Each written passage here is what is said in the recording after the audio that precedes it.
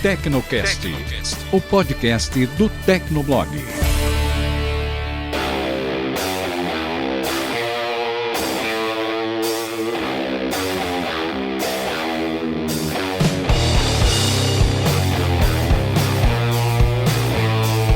Olá, ouvinte! Seja bem-vindo. Está começando mais um episódio do Tecnocast. Eu sou o Thiago Mobilon. E eu sou o Paulo Riga. No episódio de hoje recebemos um convidado, é o Felipe Sotomayor da Verius. Olá, Felipe, seja bem-vindo. Obrigado, Mobilon. Obrigado, Riga.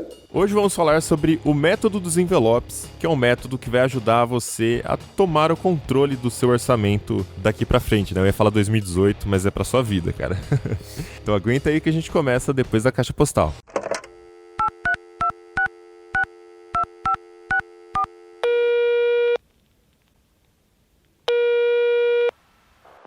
Caixa postal do Tecnocast. Você tem novas mensagens.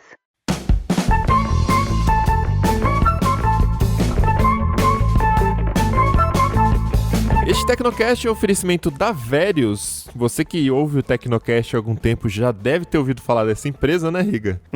Que é uma fintech que ajuda as pessoas a investir de forma fácil, segura e rentável. Tem gente que todo mês guarda um dinheiro na poupança, né? Sabe que tá perdendo pra inflação, mas não entende e nem quer entender de investimentos, né? Tesouro direto, ações, ETFs, CDB, né? Que é isso, Riga?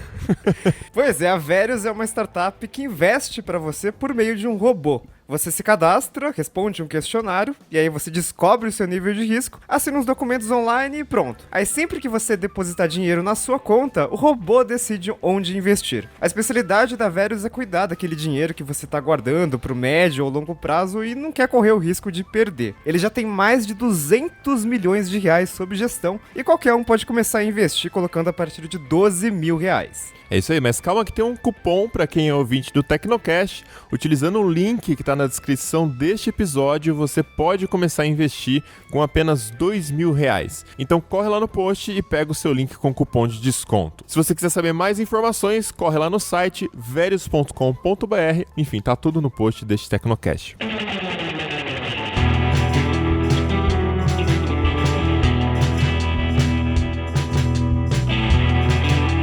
Leitura de e-mails do Tecnocast. Se você não quiser acompanhar com a gente, pode pular o episódio para 8 minutos e 30 segundos. Então vamos lá, Paulo Riga, de volta das férias. E finalmente acabaram as férias, estou muito feliz. Finalmente acabaram as férias do Riga. Aquele, né? O Mobilon também diria a mesma coisa. Então vamos lá para o primeiro e-mail, é do Anderson de Souza, ele tem 27 anos e diz que também é fã nosso. Olha só. Aí. Oi, gente. No Tecnocast 81, o Mobilon disse que o problema do Project Linda é que, de qualquer forma, ia ter duas coisas na mochila. Eu concordo em partes com isso. Dependendo da profissão, você tem que carregar o laptop e smartphone. Já o meu problema com esse tipo de projeto é que você vai levar uma galinha na mala. Terrível pra voar, mas dá um caldo delicioso. Ou, em outras palavras, ótimo smartphone, mas como laptop é uma negação. Sim. Você não vai ter muitos apps que você roda no Mac ou no Windows, por exemplo. Dependendo do app, ele vai ficar horrível na telona do aparelho. Eu tenho um tablet Android de 10 polegadas e fico horrorizado com os apps mal feitos para telas maiores que 6 polegadas. E na prática, esse tipo de produto se tornará um produto só para você mostrar para os amigos. A Microsoft chegou perto da perfeição. Até hoje eu me pergunto como seria um Atrix, um ZenPad ou esse Project Linda com o conceito de Continuum. Mas, assim como o da Razer, ele também ia sofrer com o problema de ser um pato. Ou melhor, Sim. uma galinha. Ou pior, o Windows RT. Exclamação, exclamação, exclamação. 11. Abraço a todos. É aí que tá, é ilusão, porque a Microsoft seria boa no desktop e o Android seria bom no smartphone. Então sempre vai ser a questão da galinha, do pato aí, sei lá, qual que é o correto. Ele é bom em uma plataforma, na outra não, né? Sim, ainda não existe uma plataforma que seja bom nas duas, né? Microsoft é boa no desktop, no mobile não emplacou, não teve jeito e tem poucos aplicativos, né? Foi um dos problemas do Windows Phone iPhone. O Android, ele funciona bem no smartphone, mas como você já falou, tablet de 10 polegadas já fica horrível, porque os aplicativos, muitos não são adaptados. E Mac e iOS não tem uma integração, né? Não são o mesmo sistema, né? São sistemas diferentes. Daria muito trabalho aí pra integrar, então é uma coisa que a gente não deve esperar, sei lá, pra amanhã. Por enquanto, realmente ainda não tem nenhuma plataforma que a gente possa dizer, poxa, se fosse com esse sistema, daria certo o Atrix, o Project Linda, enfim. E no final das contas, sempre recai naquele problema, né? De a gente tentar imaginar um hardware que atenda bem às necessidades, tanto de desktop quanto de smartphones. São necessidades diferentes, não tem como. Por enquanto vai ser difícil. É isso aí. Próxima mensagem do Renato Doná. Ó, esse aqui eu já conheço ele, meu melhor amigo já, hein? Sempre manda e-mail. Já gravei o nome até. 31 anos de Osasco. O conceito do carro elétrico da Pizza Hut é perfeito para o negócio deles, que é fast food de pizza. E a máxima do prato rápido com preço versus mais saboroso com mais tempo, mais barato ou mais saboroso que demora mais, continua valendo nesse ponto. Hoje, em alguns shoppings, se não na maioria, ou todos, sei lá, a Pizza Hut já usa forno a gás, então o carro com forno elétrico não faria muita diferença no sabor, que já é conhecido. Realmente. Eu, Mobilon e todos que gostam de pizza de verdade, vamos continuar pedindo na nossa pizzaria de confiança ou conhecendo novas opções através dos apps de entrega, conforme citados no episódio. Eu não seria cliente do delivery autônomo da Pizza Hut, mas eu tenho certeza que será um sucesso onde puder ser aplicado. Realmente cria-se um nicho, né, de você atender as pessoas que não ligam pra isso. É que a gente tentou transformar essa ideia do Black Mirror, e agora, né, que se tornou um conceito, realidade conceito. A gente tenta transformar isso, trazer isso pra nossa realidade, que é pedir as pizzas com forno a lenha nas grandes cidades, que já é uma coisa tradicional e tal. Mas com certeza tem um nicho, sim. E o último e-mail é do Vinícius Mazola, ele tem 25 anos, é mestrando em engenharia biomédica e mora em Mannheim, na Alemanha. Mais um internacional aqui. Fala, Tecnocasters! Escuto vocês desde quase o começo, continue com um ótimo trabalho. Valeu. Estou escrevendo esse e-mail só para comentar sobre as entregas de pizza. Vocês estavam falando da entrega por ser um carro e tal. Aqui na Alemanha, várias já entregam com carros, alguns elétricos. Já vi algumas motos elétricas também, mas tenho a impressão de que a maioria é por carro mesmo.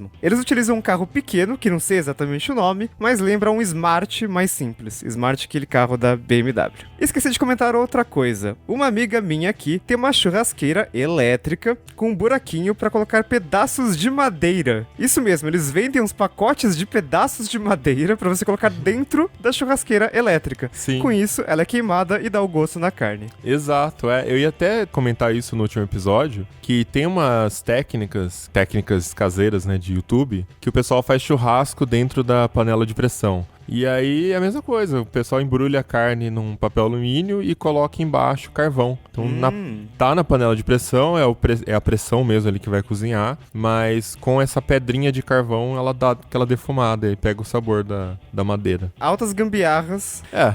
Se você quiser tentar, né? Daria, por exemplo, pra colocar alguma coisa assim na Pizza Hut. Sim, mas a gente descobriu com essa leitura da caixa postal que o Riga realmente não consegue falar pizza. Fala pizza, Riga. Pizza. Pixar. Acho que eu tenho algum problema. Bullying. Quer dizer, recebi vários replies no Twitter sobre isso. É sério? Uhum. Bom, bora pra pauta? Bora lá. Pixar.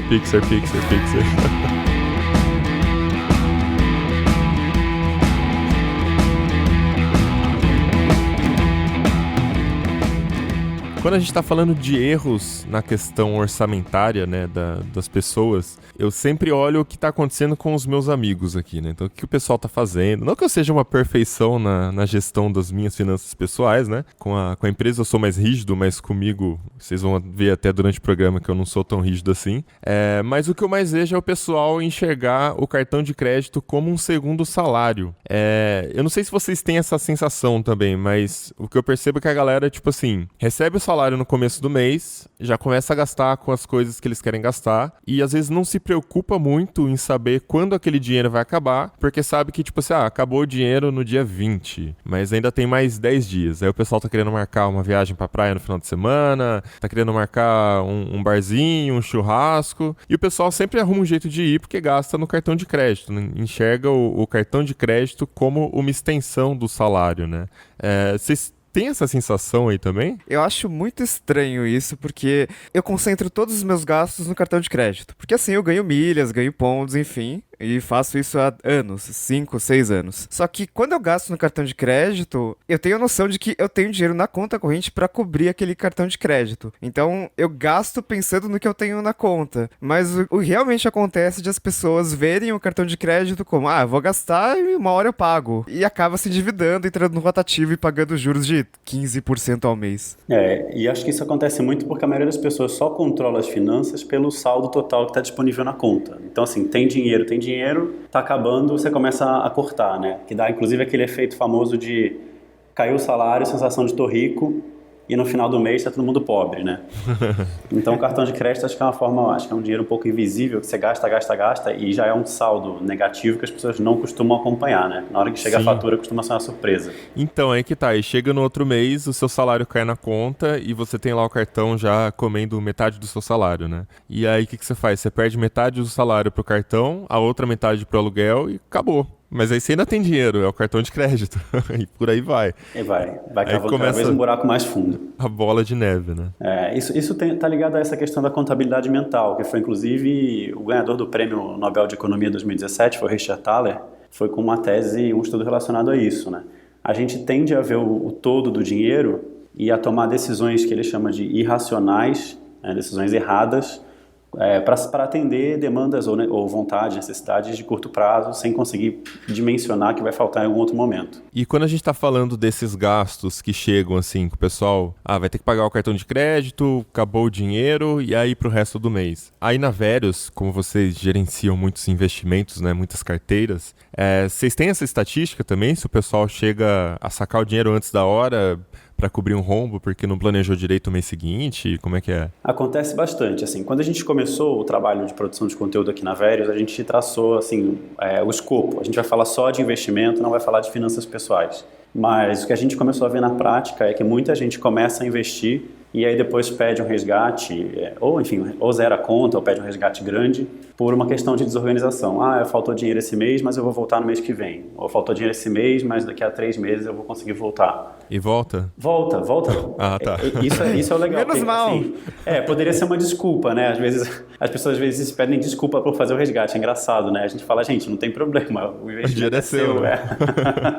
Mas o que a gente viu é que muita gente, apesar de conseguir de vez em quando guardar um dinheirinho, ainda estava muito desorganizado do ponto de vista de planejamento mesmo, de para quando é aquele dinheiro, para que é, enfim, fluxo de caixa do mês a mês. E aí a gente fez um teste recente, que foi esse que o Riga viu, né, que foi uma palestra em que a gente falou ali no Google Campus, em São Paulo, sobre orçamento pessoal. Até o método que eu uso para controlar meu orçamento pessoal, que a gente fala um pouquinho mais dele daqui a pouco, é o método do YNAB. Que é a questão do método dos envelopes, né? Exatamente. É um aplicativo que tem como base o método dos envelopes, mas eles foram um pouco além do simples método dos envelopes. Assim, eles criaram meio que 4 regras básicas para você realmente assumir o controle do orçamento dali para frente. Tá, então acho que é legal a gente entrar nessas regras agora para exemplificar ainda para quem não conhece. Eu já tinha ouvido falar do método dos envelopes, eu assisti a palestra também. Acho que na palestra se detalhou melhor assim o sentido daquele método. Aqui na empresa, quando você vai fazer a contabilidade, a gestão financeira da empresa, desde o começo eu uso o método do fluxo de caixa, né? Então você monta uma tabelinha lá no Excel e tem umas regrinhas parecem muito básicas, são simples, né? Mas a hora que você analisa o sentido delas, realmente faz toda a diferença na hora de prever o orçamento da empresa. Que é aquela coisa de você entender o fluxo de caixa mensal da empresa, o quanto dinheiro de verdade entrou e saiu. Porque, por exemplo, às vezes você tá com, 20 mil na conta da empresa. Aí esse mês aqui entra mais 20. Aí a empresa tem um gasto de 35 mil e você termina o mês no positivo, 5 mil, né? Para quem não faz o controle, só acompanha o extrato bancário, o cara fala assim, nossa, como eu gerenciei bem esse mês, olha aqui, sobrou 5 mil reais. Uhum. E a pessoa não entende que, na verdade, ele fechou em menos 15, né? Esse é o fluxo de caixa real dele. Exato. E além disso, você tem a questão dos gastos que já são fixos, tem os gastos que você tem todo mês, não sabe o valor exato, mas dá para tirar uma média ali, né? Então, no fluxo de caixa da empresa, você pega todo esse histórico de quanto você costuma gastar com cada categoria e você já preenche no futuro pro ano inteiro e vai fazendo os ajustes durante o ano, se aumentar, se diminuir, né, os custos naquela categoria, porque você já sabe que você vai entrar no mês negativo. Eu acho que é mais ou menos a ideia do cartão de crédito, né, que as pessoas deveriam visualizar que tá entrando negativo no mês. Mas aí a gente entra nas regras, porque as regras eu acho que você vai entrar por categorias, né? Eu vou entrar, isso? E tem a ver com hábitos, né? Porque esse tipo de hábito, essa relação nossa com o dinheiro no mês a mês, ela tem um potencial de bola de neve muito grande. Se você gasta um pouquinho mais que o salário, vamos supor, caiu meu salário esse mês e eu gastar 10% a mais, 10% não é nada, eu posso corrigir no mês que vem. Só que se eu já estou acostumado a viver dentro de um padrão de vida ali que custa 10% a mais do que o que eu ganho, no mês seguinte eu estou com 20% a mais, depois 30%, depois 40%, e isso vai escalando, né? Se você gasta todo mês um pouquinho mais do que o seu salário, então vamos supor, num mês você gastou 10 ou 15% a mais do que você ganhou. Isso, a princípio, não é alarmante, porque no mês seguinte você consegue corrigir com facilidade. Se você cria o hábito de gastar 10, 15% a mais por mês, você em pouco tempo, em poucos meses, já está gastando, tá com um rombo de 30, 40, 50, 70% do seu salário. Né? E aí é que você vai se afundando numa cova cada vez mais funda. E por outro lado, se você consegue criar o hábito de viver com um pouco menos que o seu salário, então se você vive com 90% ou 85% de tudo que você ganha, você em um mês junta 15%, em 2 meses você juntou 30%, e acho que aí é que tem um pouco da questão do controle, porque quando você junta 30% a mais, você começa um mês com 130%, e aí bate aquela sensação, de novo a contabilidade mental, de que você tem muito e pode gastar. Né? Se você tem um hábito de ou tirar esse dinheiro da conta, ou de ter algum tipo de controle, você consegue realmente fazer essa bola de neve positiva funcionar a teu favor. Mas aí que é aquela parte difícil psicologicamente falando, né? Porque todo mundo, acho que 95% das pessoas que estão ouvindo esse programa vão falar que não ganham o suficiente e que precisaria ganhar um pouquinho mais, que seja 10% a mais, para começar a viver mais tranquilamente.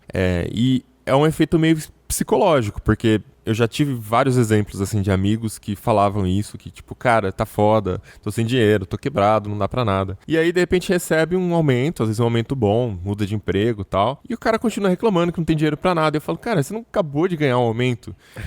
E só que, tipo, você vai ver, o cara ganha o aumento, ele se empolga, porque psicologicamente ele já pensa assim, a partir de agora eu tenho, sei lá, mais R$1.000 por mês pra gastar. Porra, 12 pau no ano. E o cara já começa a pensar o que ele consegue gastar, o que ele consegue comprar com esse dinheiro extra, né? Então, antes dele receber o primeiro salário, ele já foi lá e financiou um PlayStation, financiou um iPhone, entendeu? A hora que você vai ver, ele tá com um monte de coisa parcelada e, enfim, acabou o salário extra. E se a gente leva isso, por exemplo, pros investimentos, o que eu vejo muita gente fazendo eu vou gastar normalmente, como eu gasto todos os meses, e o que sobrar, eu invisto. Mas pode ser que não sobre se você fizer esse método, né? Porque é uma coisa que você pensa depois, né? Você olha pra trás, vê o que sobrou e aí você investe. Sim, sim. E essa coisa de quando eu estiver ganhando mais, eu vou começar a guardar ou investir, é uma daquelas mentiras mais básicas que a gente conta pra gente mesmo, né? Sim. É a gente se sabotando. Mas antes de entrar no método dos envelopes mesmo, do YNAB, vou aproveitar que o Riga já tocou nesse negócio de guardar o que sobra, porque eu acho que o YNAB é muito legal, é o que eu uso, é o que eu recomendo e é o que eu falei naquela palestra que está gravada no YouTube. A gente pode depois deixar o link aí para o pessoal ver. Eu reconheço que ele é um método um pouco difícil, ele é trabalhoso, ele exige um grau de disciplina que muita gente não vai ter, então eu acho que vale deixar também umas regrinhas mais simples, tipo a regrinha de bolso, para quem não for fazer um orçamento pessoal realmente detalhado e organizado, poder pelo menos de vez em quando checar se está indo bem. A primeira regra mais básica é aquela do pague você primeiro, que é justamente para não fazer esse comportamento errado que o Riga apontou aí, de esperar o mês acabar para ver quanto que sobrou e guardar. Então caiu o salário na conta, você já guarda um pouco do investimento. Só que o difícil dessa aí é saber o quanto guardar, né? Porque isso aí é o primeiro hábito que você tem que ter, mas aí para definir o quanto guardar, é bom usar essa regrinha junto com aquele combo da 50, 20, 30. Vocês já ouviram falar dessa? Já ouvi, mas acho que vale explicar aí também. O 50, 20 e 30, basicamente é você dividir a tua renda líquida em 3 categorias. 50% para suas despesas essenciais ou de sobrevivência, 20% para os seus objetivos financeiros importantes, as coisas que vão te dar qualidade de vida no futuro, e 30% para você ter qualidade de vida hoje, para os gastos prazerosos que são, vamos dizer, supérfluos ou desnecessários, mas que a gente tem que ter também para não levar uma vida de bosta, né? Então, tipo, 30% é restaurante... Exatamente. Passear, sei lá. Na primeira categoria você vai encaixar tudo que é conta fixa ou despesas previsíveis que você precisa para viver. Então aluguel, condomínio, IPTU, as contas de água, luz, telefone, parcela de carro, parcela de imóvel, compra de supermercado. Inclusive aquelas contas que só aparecem uma vez no ano e você acha que é imprevisto, né? Exatamente. Tem muita gente que acha que seguro do carro é imprevisto, né? Mas todo ano tá lá o mesmo valor aproximado, você pode planejar para ele, né? Então mensalidade de escola de criança, assinatura de serviço, enfim, internet. Cara, mas 50% do salário não dá pra pagar tudo isso. Cara, mas aí é que tá. Você tem que ter esse parâmetro para saber se você tá vivendo uma vida acima do que você ganha, entendeu? Ah, acima do seu padrão. Pois é, se você tá Entendi. vivendo acima do seu padrão, não adianta, você já tá no efeito bola de neve. Né? Porque pra maioria das pessoas é tipo assim, 95%, 90% dos gastos é gasto básico, tipo aluguel, escola, faculdade, enfim. A maioria acaba com dinheiro nessas coisas. Então é nessa hora que você tem que parar e avaliar se você tá gastando com coisa que não deveria. Né? Não adianta você querer pagar um aluguel mais caro do que o seu salário da conta e achar que no futuro você vai resolver essa conta com aumento de salário que você nem sabe se vem, quando vem, etc. Né? Então isso serve também como um momento de diagnóstico, entender se você, vamos dizer, está forçando a barra aí no teu orçamento já. Tá, entendi. Entendeu? E os 30%? Os 30% ficam para o final, e tem um motivo para ser no final. Né? Que você deve justamente priorizar, antes de gastar com supérfluo, priorizar os teus objetivos financeiros que vão realmente te garantir uma qualidade de vida no futuro. Então, primeira coisa é quitar a dívida. Se você já está endividado, esses 20% você vai usar para quitar a dívida. Né? Depois que está resolvido isso, formar reservas e investir. Então, aquilo que a gente fala de reserva de segurança, poupar para fazer estudar fora, fazer um MBA, comprar um imóvel, fazer uma festa de casamento, essas coisas vão entrar tudo no 20%. Tá. E também uma contribuição, um investimento para aposentadoria ou uma contribuição de previdência privada, enfim, o método que fizer mais sentido para você. Uma coisa importante que vale destacar aí nos 20% era para investimento, mas antes de você investir, você vai pagar a dívida, porque o juro da dívida vai sempre ser mais alto do que o que você vai conseguir ganhar num investimento. Perfeito. Então, não vale investir se você tiver dívida. O primeiro investimento é quitar a sua dívida. É isso. Exatamente. Existem dívidas planejadas, que geralmente é um imóvel ou um carro, e uma taxa de juros decente, mas toda dívida de cartão de crédito, dívida pessoal, esse tipo de coisa, certamente é melhor pagar isso do que investir. Mas até carro e imóvel, o juro vai ser bem maior do que um investimento, né? Às vezes vale a pena você pegar e adiantar as parcelas. Sim, sim. Mas aí também, por exemplo, você tem um financiamento de imóvel, não faz com que seja uma má ideia você investir. Porque aí é um financiamento de longo prazo, são 20, 30 anos, e você tem que ter uma reserva financeira também para não ficar na mão em caso de emergência. Ah, sim, tá. Entendeu? Então, se for uma dívida planejada, às vezes faz sentido manter a dívida e investir também. Entendi. Tá? E aqui nessa coisa de prioridades, assim, são as suas prioridades, as coisas que você quer ter. Então, às vezes é um imóvel, às vezes é uma festa de casamento, às vezes é um intercâmbio, isso aí quem define é você. E aí sim, de uma vez que você pagou suas contas de sobrevivência e está juntando dinheiro para as coisas que vão te trazer qualidade de vida no longo prazo, você gasta com as coisas que são supérfluas hoje. Jantar em restaurante, cinema, teatro, hobbies e passatempos, comprar roupa nova, trocar de celular, enfim, pequenas viagenzinhas de final de semana, coisas menores que a gente quer fazer também, enfim, e o dinheiro está aí para isso, né? Sim. Então essa é uma regrinha boa. Se você não vai adotar isso para a vida, pelo menos uma vez por ano, uma vez por semestre, anotar os gastos de um mês ou levantar os gastos de um mês e comparar com isso para saber se você está indo num ritmo legal. Se você não está muito fora ali do que seria o ideal, né? Exatamente.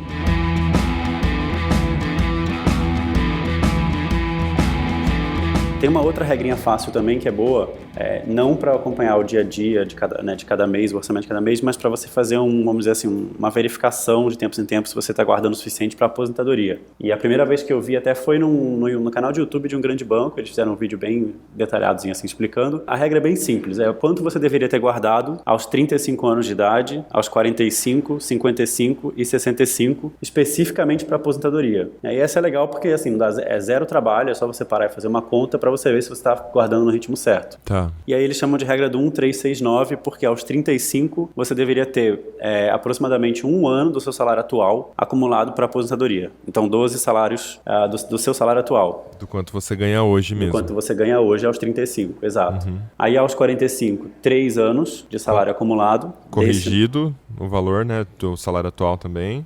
Pelo salário atual vezes 36. Seu salário vai aumentando, você tem que compensar o passado também, né? Exatamente, você tem que dar um gás na poupança também, porque você vai chegar você vai estar com o salário mais alto na hora de fazer essa conta. E aos 55 são 6 anos de salário, aos 65, 9 anos de salário. Então, 1369. E essa é legal porque é só parar e avaliar se você está indo no ritmo certo ou não. E se você conseguir perceber isso aos 35, pelo menos você tem mais tempo para recuperar, acelerar o seu ritmo de poupança, né? O difícil é chegar aos 65 e só então perceber que você não poupou pouco o suficiente. Tá, então se você guardar, sei lá, 10% ao mês, em 10 meses você guarda um salário, no caso. Em um ano você guarda um salário. Um ano você guarda um pouquinho mais, né? 120% aí de um salário. É que aí você exatamente não pode começar só aos 35, né? Você tem que Não, começar sim, antes. Se a pessoa começar aos 30, em 5 anos ela guarda 5 meses, 6 meses, né? Exatamente, com um esforço pequeno, né? Que gastar 10% a menos é um esforço pequeno. Então, se você começar um pouquinho antes, 26, 25, quando você chegar lá, a gente vai ter passado essa meta de um ano de salário. Exato. E assim, essa é uma coisa conservadora, é para você guardar só para aposentadoria. Sim, né? sim.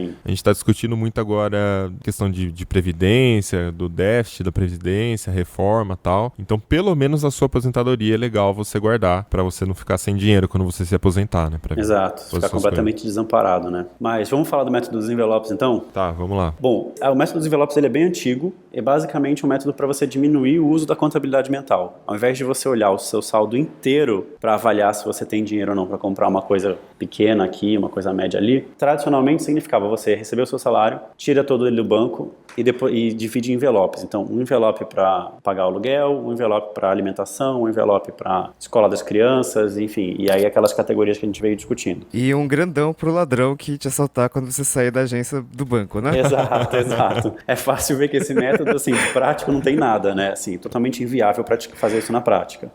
E aí, por isso que eu gosto do YNAB. O YNAB é um aplicativo americano, o nome dele é You Need a Budget, então a sigla é YNAB, YNAB, que o próprio nome dele já significa, você precisa de um orçamento. E o que é legal dele não é tanto o aplicativo, né? Eu falo muito desse negócio para os meus amigos, para as pessoas próximas, porque eu uso mesmo e para mim foi transformador, assim, de realmente eu sentir que estou no controle das minhas despesas. Mas o importante não é o aplicativo. Tem gente que acabou contratando porque ele não é gratuito, ele tem um custo anual. Então tem muita gente que prefere não gastar.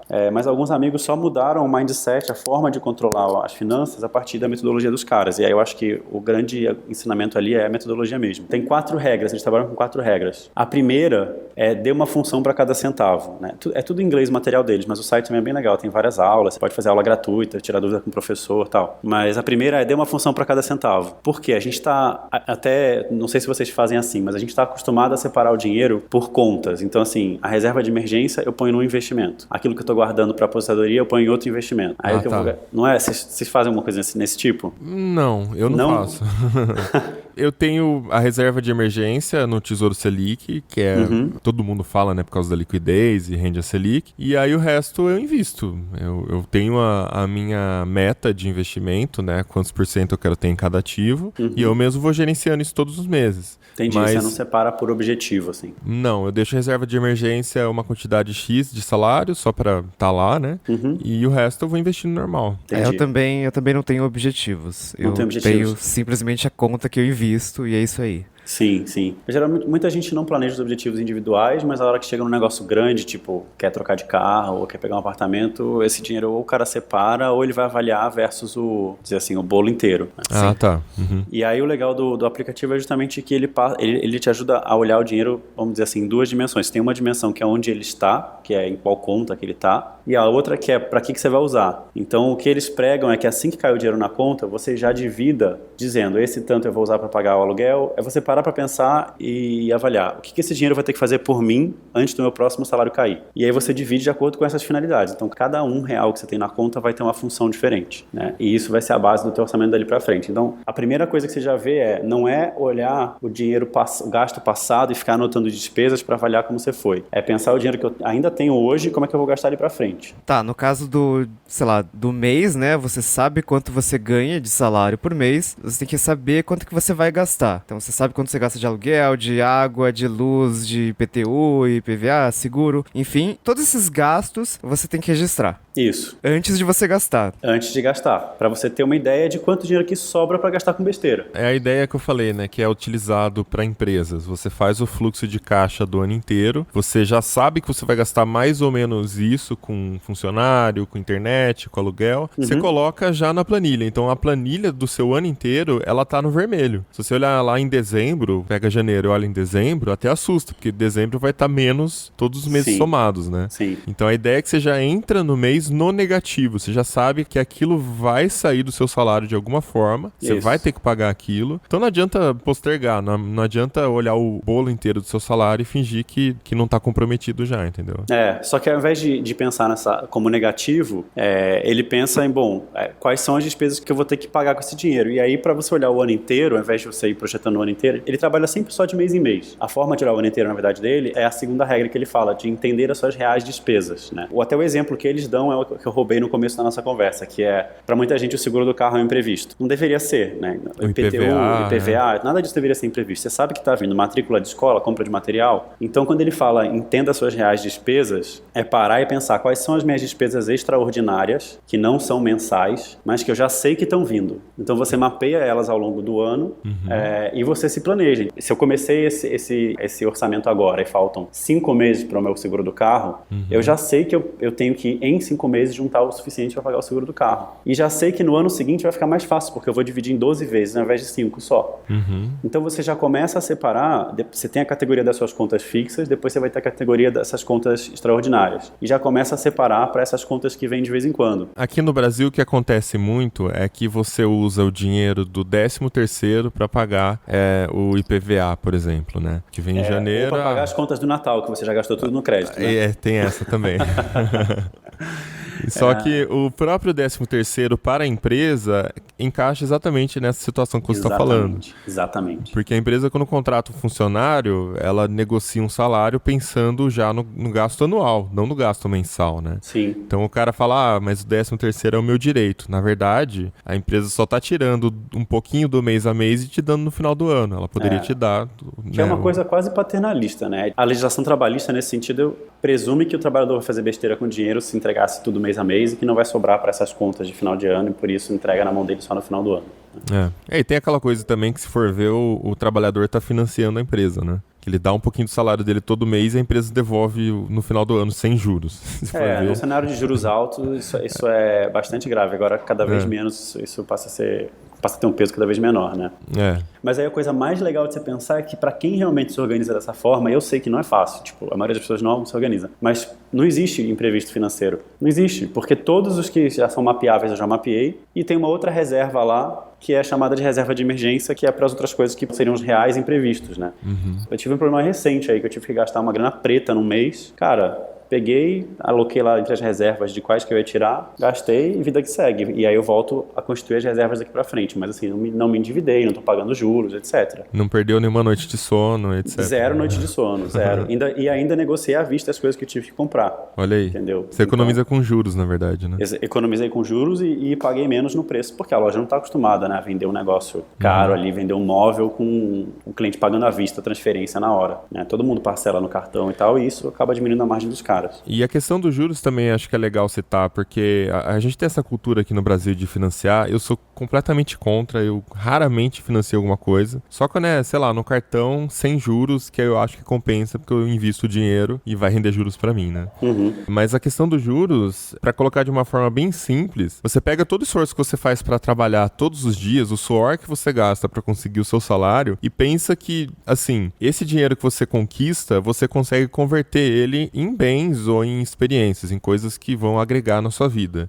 Quando você está gastando com juros, na verdade você está pegando uma parte do seu dinheiro e rasgando, que ele não está indo para nada, ele está indo para juro, né? Então é sempre bom você pensar antes de entrar num financiamento, numa coisa que tenha juros que vão comer uma boa parte da sua renda, né? Ou de você se endividar no cartão de crédito e isso virar uma bola de neve, porque muita gente pensa, mas tudo bem, eu financiei a perda de vista, eu vou pagar um pouquinho por mês, mas ele não percebe que é um pouquinho por mês que ele está rasgando, jogando fora. É trabalho que ele tá trabalhando à toa, né? Vamos dizer assim. É engraçado pensar nos juros, que os juros ele é como se fosse o preço do tempo. Né? O Eduardo Gianetti, que tem um livro super legal que ele coloca sobre essas, ele chama de trocas intertemporais. Então, quando você antecipa para viver hoje uma experiência ou comprar um bem que você não tem ainda, você tá trocando com o mobilon do amanhã, entendeu? O mobilon do futuro. Você tá jogando a conta para ele pagar. Sim. Né? E além de pagar o preço do que você gastou hoje, ele vai pagar os juros, que é o custo dessa transferência ao longo do tempo. E da mesma forma, ao contrário, se você hoje guarda um dinheiro, você está mandando esse dinheiro para o mobilão do futuro poder comprar uma coisa lá na frente. Né? E aí você, por estar adiando o uso desse dinheiro, você recebe os juros, né? Porque você vai deixar esse dinheiro aplicado e vai receber um rendimento em cima dele. É que eu entendo que tem certas coisas que é meio difícil, conhecendo a situação social do Brasil, assim, né, econômico, social, porque, por exemplo, um apartamento, dificilmente você vai encontrar uma pessoa que consegue guardar um salário, ganha um salarinho ali, vai guardando um pouquinho por mês pra comprar um apartamento, porque, cara, você vai levar 30 anos pra ter seu apartamento, pô, não adianta, sua família já cresceu, seu filho já saiu de casa, tipo, sabe?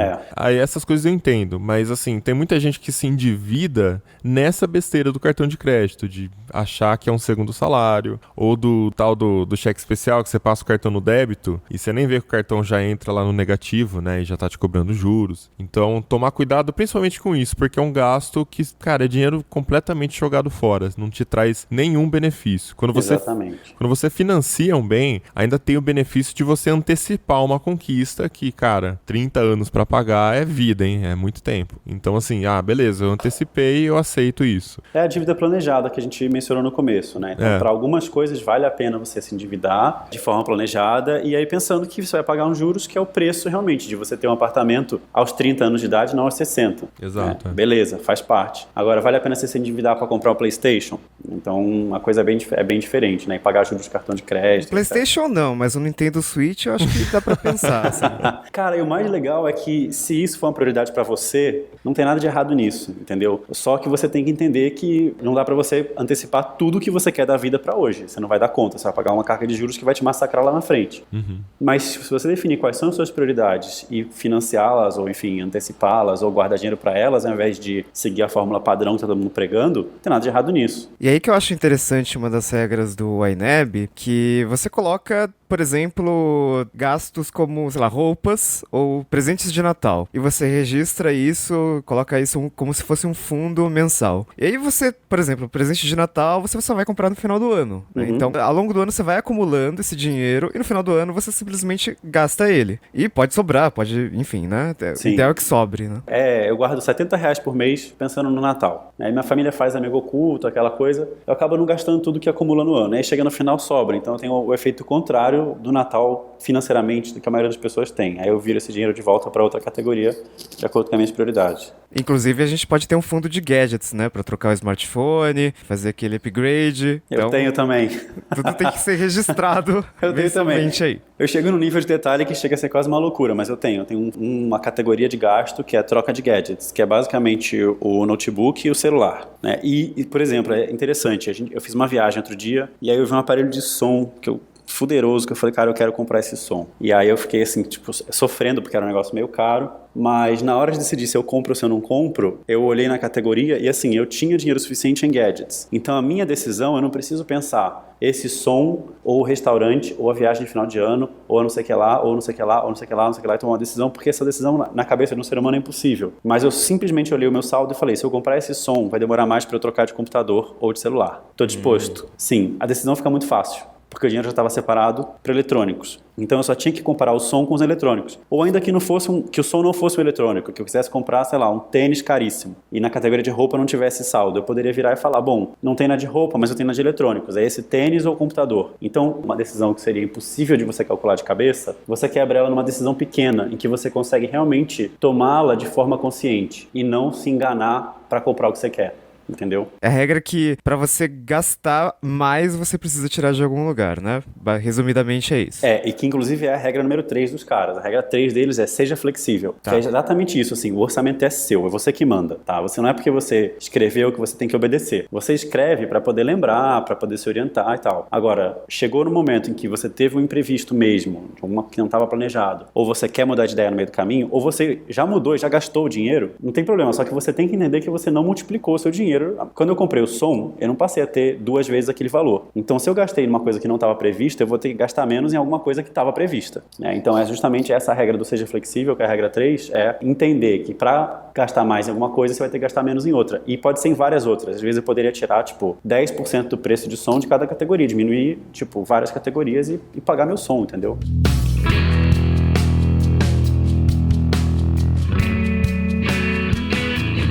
Essa parte de ser flexível eu acho que é muito importante, porque quando a gente tava falando dessa pauta, né, tem uma coisa que eu não consigo fazer, que eu nunca me adaptei, é na questão de gerenciar minuciosamente os meus gastos, né, olhando pra trás e pegar, sei lá, ficar anotando tudo que eu gastei. Comprei uma balinha ali no posto, gastei ontem R$20 no restaurante, tipo, eu não consigo, me irrita e, assim, eu acho que consome muito meu tempo ficar gerenciando isso. Acho que tem muita gente também que não vai conseguir, porque, cara, é um trabalho que eu estaria trabalhando em vez de fazer isso, sabe? Com certeza. Mas aí tem coisas, tem algumas dicas que são, assim, as regras são, vamos dizer, são mais importantes, são essenciais, mas tem umas dicas que facilitam a vida. Então, por exemplo, você tem a opção de cadastrar a sua carteira, o dinheiro que está na carteira, como uma conta também. E aí, quando você saca do banco, você colocar como transferiu da conta corrente para a carteira e ir anotando cada gasto da carteira. Só que aí entra nessa questão que você falou, vira um inferno na sua vida. Até porque dinheiro que você gasta em dinheiro vivo, você não tem muito controle, você tem que ficar pegando comprovante, é um inferno. Então, uma coisa que eu faço saquei da conta corrente, eu já conto aquilo como gasto. Então, se eu vou no caixa eletrônico e tiro R$200, eu ponho no meu orçamento e vai assim, gastei R$200 com coisas diversas, sem anotar o que são. Tá. O dinheiro está na minha carteira ainda, mas eu já tirei ele do orçamento, porque eu não vou ficar controlando dinheiro de papel, tá ligado? Gastou com balinha? Tudo bem, gastei com balinha, dane-se, não vou controlar. Uma coisa que torna o orçamento factível também é você não ficar surtando com centavos. Porque o objetivo aqui não é rastrear cada centavo que você gastou para onde foi, apesar da primeira regra. Apesar da primeira regra falar que cada centavo tem uma função, tem uns que vão escapar, entendeu? E aí você assimila, porque o importante é a visão geral, vamos dizer assim. Você está no controle das suas grandes decisões financeiras e não de a balinha custou 5 centavos ou 15 centavos, entendeu? Tá. Então, inclusive, na hora que você está batendo o extrato do banco com as suas anotações, tem a função lá de conciliação e ele fala, o saldo da sua conta é esse? Você fala não, coloca o valor que está real no banco, você tem duas opções, ficar catando o problema ou mandar ele fazer um lançamento de ajuste e pronto. Eu sempre boto de ajuste, ele pega lá e lança a diferença como ajuste e aí dane-se aonde que aqueles R$5 perderam, entendeu? Entendi. Mas você não sai da meta? Não, aí é que tá. Se você estiver perdendo o controle de volumes muito grandes de dinheiro, se você estiver perdendo o controle de 10% do seu orçamento, 15% do seu orçamento, tem algo de errado. Você tem que também estabelecer uma coisa do tipo, beleza, até 10% eu tolero gastar sem saber para onde foi. Tá. Entendeu? É a minha margem de não enlouquecer com o orçamento, vamos dizer assim. Tá. Se você começar a gastar todo o seu dinheiro dessa forma, você está enganando alguém. Ou é o seu cônjuge ou é você mesmo, né? Porque não é possível. E bom, para a gente encerrar também a regra do INEP, que a gente já falou muito do modelo deles, a última regra que eles têm, ela mudou de nome, ela chamava Viva com o Salário do mês passado, e agora eles mudaram para Deixe o seu dinheiro envelhecer ou amadurecer. Mas que basicamente é uma regra que fala para você tentar formar um buffer, né, uma reserva, que serve para você não surtar quando o seu dinheiro está acabando na conta corrente. Então é uma questão, aquela questão que a gente falou no começo, de gerar uma bola de neve do ponto de vista positivo. Então você conseguir gerar um buffer, porque ele fala, se você tem um salário guardado na conta corrente ou no investimento de alta liquidez ali na reserva de emergência, quando está chegando no final do mês, você não entra em pânico com a conta ficar negativa. Você não entra no cheque especial. Se o seu salário atrasar, se você for demitido, etc., você já tem aquela coisa ali segurando. Antigamente ele falava dessa reserva de um mês, agora ele fala de envelhecer o dinheiro, que ele calcula o tempo médio que passa entre você receber cada real e você gastar esse R$1. Tá. E aí, quanto mais você vai poupando nesse modelo de bola de neve, mais velho vai ficando o seu dinheiro. Então, ele calcula quanto tempo passa, em média, quantos dias passam entre você ganhar o dinheiro e você gastar. Você ganha cada R$1 e você gastar aquele R$1. E aí isso vai virando um indicador simplificado da sua capacidade de poupar realmente como um hábito, né? E não para um objetivo específico. Se você está conseguindo fazer o dinheiro ficar mais tempo guardado, é isso? Exatamente. E a meta, na verdade, quando você fala acumular patrimônio, é para sempre, né? Assim, para sempre até o momento que a sua vida chegou no ponto onde você tem que gastar tudo que você tem, se você quiser. Exatamente. O para sempre parece muito tempo, né? Mas você sabe que você vai chegar numa fase em que você vai precisar gastar mais do que você ganha. Seja porque você parou de trabalhar e não tem uma aposentadoria, seja porque você tem uma aposentadoria que não é suficiente para garantir seu padrão de vida, enfim. E aí nessa hora o fluxo se inverte, né? Eu digo assim, porque quando fala em guardar dinheiro, em poupar, ainda tem muitas informações, né? Então a galera sempre fica pensando nas oportunidades, né? A gente tá numa semana que a Bitcoin tá valendo quanto? $6.000 hoje, sendo que tava 19 mil em dezembro. Então a galera tá sempre procurando uma oportunidade de ganhar dinheiro rápido e fácil. Eu avisei.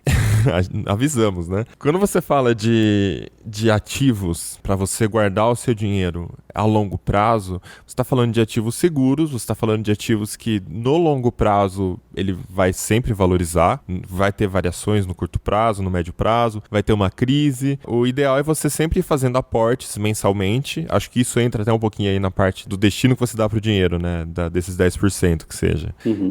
Então, assim, você vai fazendo aportes pequenos todos os meses. Esses aportes são pequenos num ponto de que se você investir 10% hoje, mês que vem cair 50% no ativo que você investiu, é difícil, né? Só se for um ativo podre, né? Que vai cair 50%. Mas vamos dizer que exploda uma bolha aí, crise de 2008, sei lá, cai 50% a bolsa. Se cair 50%, mês que vem você vai colocar mais 10% com 50% de queda. Então, não vai criar um preço médio e você vai continuar comprando devagar. No longo prazo, sua curva de acúmulo de patrimônio vai estar bonitinha, subindo exponencialmente.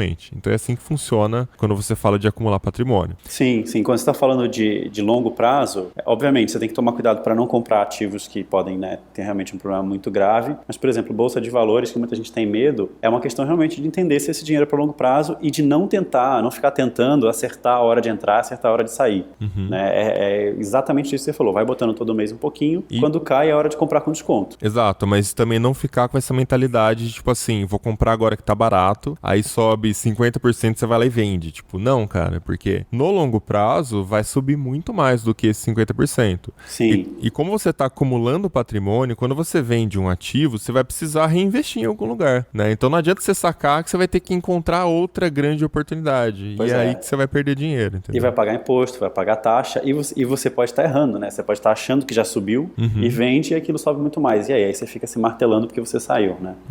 Ou então o negócio caiu, você tirou o dinheiro e aí ele começa a se recuperar, porque já era o fundo do poço. Você achou que ia continuar caindo e ele começa a se recuperar e você perde essa recuperação. Tem vários estudos que mostram que a gente não é bom de tentar acertar esse momento. Mesmo os profissionais, gestores profissionais não tem como, né? O mercado muda, a gente não tem como adivinhar o que vai acontecer no futuro. Eu só vou mudar de método se eu tiver bola de cristal. Assim, sem bola de cristal eu vou continuar seguindo a disciplina. Ou uma máquina do tempo, né? Máquina do tempo também. Aí eu comprava Bitcoin assim. Aí eu colocaria. Aí eu colocaria todo o meu patrimônio na Ripple, que subiu mais até que a Bitcoin. 36.000%, pô. Sabe que, assim, eu não condeno absolutamente não a ideia de comprar Bitcoin. Eu acho que até isso cabe no seu orçamento, entendeu? Se você é do tipo que gosta da emoção aí, quer fazer... Você tem que considerar isso uma aposta, não um investimento. É uma loteria. A gente até fala aqui na Vertical que o nosso foco é cuidar do dinheiro que você não pode perder. O dinheiro que você está realmente guardando para um objetivo de médio e longo prazo. O acúmulo de patrimônio, né? O lance de patrimônio. Fazer o dinheiro envelhecer, né? Isso, essa é a nossa especialidade. Agora, não quer dizer que eu sou contra você especular também com Bitcoin ou com outras coisas, boi gordo, dólar, o que você quiser.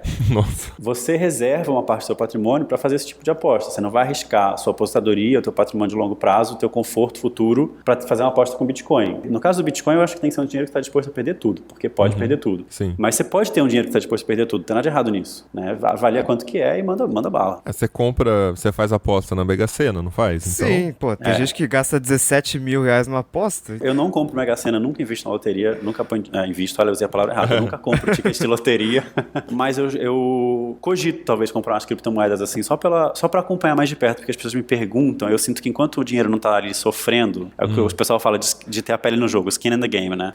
Enquanto você não tá sofrendo ali com aquele dinheirinho, então eu cogito botar um troquinho lá que não me faça falta. Tem que sentir esse negócio de, valorizou 30% no dia, caiu 70% no outro, isso aí. Exato. Mas sabe por que eu nunca entrei? Porque eu penso assim, eu não vou arriscar o suficiente pro ganho disso fazer diferença na minha vida. Tá. Então, se não vai fazer diferença, por que eu vou perder meu tempo com isso? Entendeu? Eu não vou botar um dinheiro grande ali que se dobrar, eu vou ficar muito rico. Eu também tava com essa mentalidade, só que eu comprei em dezembro de 2016. Eu comprei quando tava $700. Eu comprei na mesma época. Então... Aí você olha pra trás e você, nossa, por que eu não, sei lá, vendi minha casa e coloquei lá? Pra trás é sempre fácil. É muito mais fácil, né? Não, mas aí é a máquina do tempo, né? Exato. Cara, a gente escreveu de Bitcoin no nosso blog em 2013. E tipo assim, é uma ideia interessante, bonitinho, mas tipo, eu nem cogitei a possibilidade de comprar, tá ligado? Já tinha subido muito na época, né? Em 2013, a gente fez um podcast e aí uma das notícias, que na época era um podcast de notícias, era sobre Bitcoin, né? E aí tava eu, Paulo Riga e Giovanna Penati, não sei se o ouvinte aí já era ouvinte na época. E a gente falou assim, vamos comprar umas bitcoins pra ver o que acontece, né? Nossa. E aí acho que a Giovanna comprou, mas naquela época tava $1.000 e poucos já. Não, 1.000 e poucos reais. Era em reais? Era em reais. Porque ela comprou numa exchange brasileira. E foi naquela época, acho que 2013, foi quando teve aquela quebra do Mt. Gox, que despencou o Bitcoin, passou a valer $150. Assim. Sim. É. Putz, tem que estar preparado. Quando você vai para um negócio desse, você tem que estar preparado para perder tudo sem sofrer. Mas outro dia ela falou que já tinha vendido antes desse boom, então... Ela ficou puta, né? Pois é. Acontece. Mas aí que tá, não tem como saber. Por exemplo, a Ripple que eu falei, se eu tivesse comprado em janeiro, até acho que outubro, por aí, ela ainda tava andando horizontal, não tinha valorizado. E é uma coisa que, tipo assim, eu já teria ficado saco cheio, já teria falado, isso aqui teria rendido mais na bolsa e teria vendido. Só que daí de novembro pra dezembro ela subiu os 36.000%, né? Então, não tem como saber, cara. Não tem. É uma loteria. Exatamente. Eu posso deixar um negócio pro pessoal baixar? Posso deixar um link para eles baixarem o material dessa palestra que está gravado em vídeo? Então eu vou deixar um PDF com os slides que eu usei na palestra, o link para quem quiser assistir no YouTube também. E também, como sempre, deixar também um link para quem quiser começar a investir com a Verius. Eu sei que o tema de hoje não foi esse, mas quem tiver interesse, pesquisar no site e entender, a gente trabalha com a gestão de investimento desse dinheiro que você não quer arriscar, o foco de longo prazo, e o mínimo para começar a investir com a gente é R$12.000. E eu vou deixar um link para quem quiser começar com um valor reduzido aí em R$5.000. Olha aí, Opa, já ajuda aí, hein? Tá bom? Já dá pra começar pequeno já. Exatamente. Maravilha. E fica de olho também quem achar que 5 é muito, de vez em quando aí, datas promocionais, Black Friday, a gente às vezes desce até R$2.000 no mínimo. Você não quer deixar um cupom de R$2.000, então? Deixar o de 2, Riga, será? Olha o Riga negociando aí. Não. Você O veio Riga aqui defendendo os ouvintes. uma hora falando, a gente falando de várias regrinhas. Tem que valer a pena, eu acho. Não, então tá bom. Vou deixar o link de R$2.000 pra vocês, só pros ouvintes do Tecnoblog. Mas não conta pros meus outros parceiros, não. Isso não estava combinado, então ao vivaço aqui, hein? Colocou na saia justa aí, não tinha como falar não. Eu falei que de vez em quando o evento a gente desce pra 2.000, eu falei, isso vai dar ruim. Beleza, eu vou preparar um link de 2.000 e deixar com vocês. Fechado. Então é isso, vamos chegando ao final de mais um episódio do Tecnocast. Se você quiser comentar com a gente o tema aqui de hoje, é só enviar o e-mail para tecnocast@tecnoblog.net. Não deixa também de indicar para o seu amigo que está precisando aprender aí a controlar o orçamento, a poupar uma graninha, ou que simplesmente não conhece ainda a mídia podcast. E se você gostou, entra lá no iTunes e dá 5 estrelinhas, que também ajuda a gente a divulgar o episódio. Se você quiser continuar a conversa com a gente nas redes sociais, em todas elas eu sou @mobilon e @Paulo Riga. E Felipe, você quer deixar algum link, alguma coisa, se o pessoal estiver curioso, quiser aprender mais aí sobre o assunto? Bom, além dos 2 links que a gente está deixando aí, do material de orçamento pessoal e do desconto para começar com a Verius, quem quiser aprender mais sobre investimento mesmo, a gente tem um canal no YouTube, Verius Investimentos no YouTube.